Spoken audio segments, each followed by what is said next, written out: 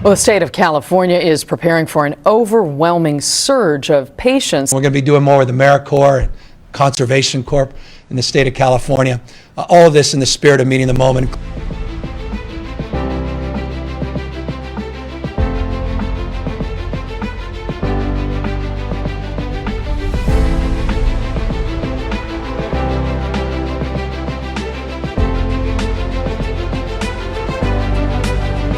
The LA Conservation Corps has been really central to allowing us to do what we're doing. They come every week, they help us put together the bags and then bring large amounts of these deliveries to giant buildings full of people. We're going to load up between 60 and I think 90 bags of food, and from there we're going to start distributing. Ever since I got into office from 5 years ago, I hired the Conservation Corps to do all the street cleaning and everything else. Because of this pandemic, we have shifted to do some of the community work as well. We couldn't do this without them.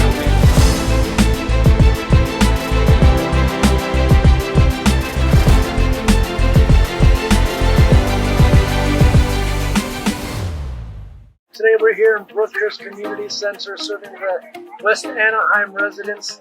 We'll have about 400 families roll through here today. Orange County Conservation Corps, they have been stunning.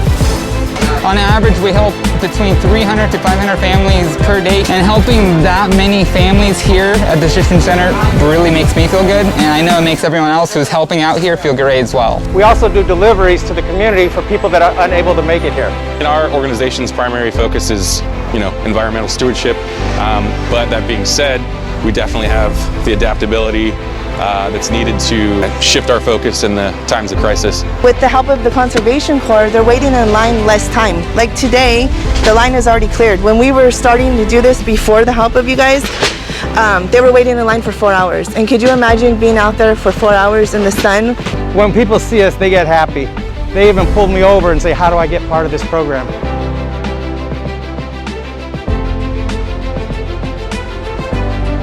We help about 1,100 to 1,200 families a day to feed them. I can't say enough about how important it is that we've got these extra hands right now. It could be my family out there, so I love the opportunity to be able to help families in need.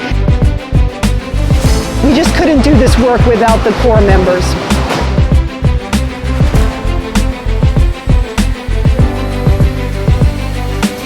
Have worked on bags for our elderlies, filling them with dry fruit, cans. It's important, like what they were doing before, recycling and building trails and stuff, but I think this is a little bit more because you're actually affecting people's lives immediately.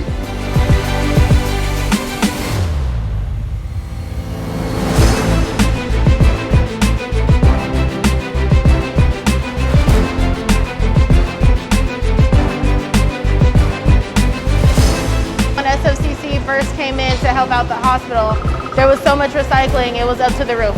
So they really needed SFCC to come in here and clear out everything else. The less clutter the hospital has, the easier it is for the hospital to flow and move patients around as necessary.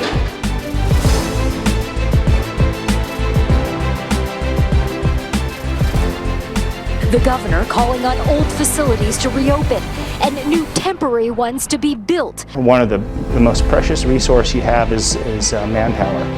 And the Conservation Corps has an infrastructure, has the ability to respond, has heavy equipment, members that are certified, a whole bunch of different disciplines that can be leveraged and used during disasters and emergencies. But they are able to give back to their communities that they live in, and there's no better calling at this time. I stepped up because as a leader, I wanted to put my foot in first and lead it by example. If we, God forbid, have another disaster, I have the Conservation Corps and the Corps members on speed dial.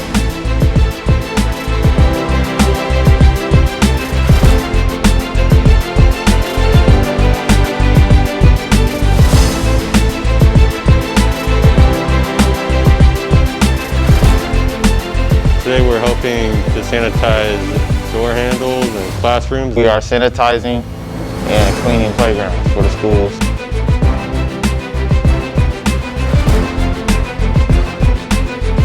Helping out with the youth, the schools, and just helping the society try to get back to normal.